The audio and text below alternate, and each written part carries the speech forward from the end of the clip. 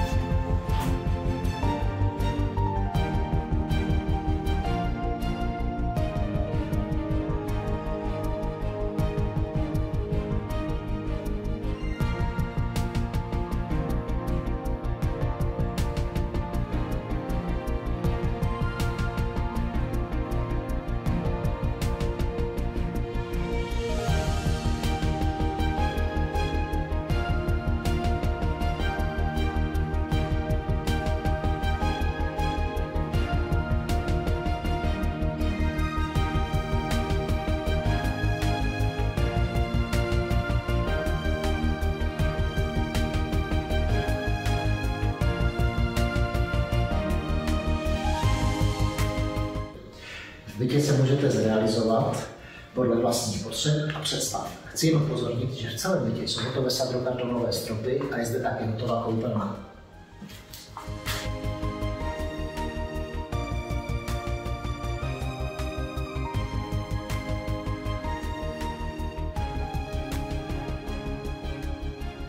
Vytápění bytu je zajištěno ústředním vytápěním, rozvedeno v celém bytě, a vytápění je zajištěno elektrokotlem značky Proterm. Ohřev teplé vody je zajištěn elektrickým boilerem zde.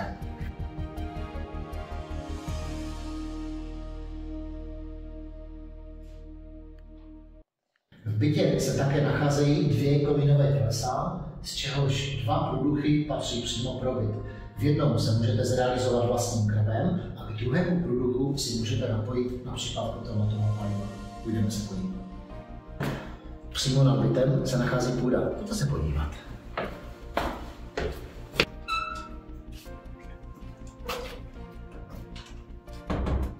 A nacházíme se na půdě, kde se můžete sami zrealizovat. K bytu patří 1/4 půdy, můžete si zde postavit mezonet nebo třeba jenom sušit prádlo.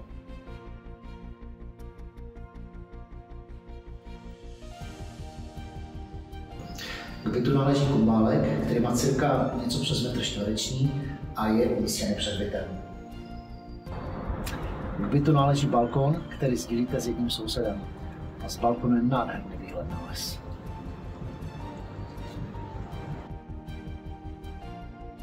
Teď nás čekají katakomby, pojďme se podívat. Zde se nacházíme ve sklepních prostorech a můžete si tady třeba napojit na vlastní komínový průduch, kotel, jako to má uděláno soused. K bytu také náleží sklepní prostor, který je rozdělen na 2 místnosti. Celková velikost 25 m². A zde se můžete zrealizovat třeba saunou nebo jenom skladem, to záleží už na vás. Kousek od domu se nachází tato nádhera, kde si rybáři můžou i nahodit, protože rybník patří do revíru.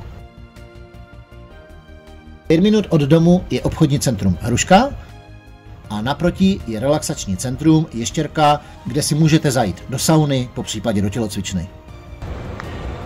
I když je dům v těsné blízkosti Ostravy, jste v podstatě přímo u lesa a v přírodě.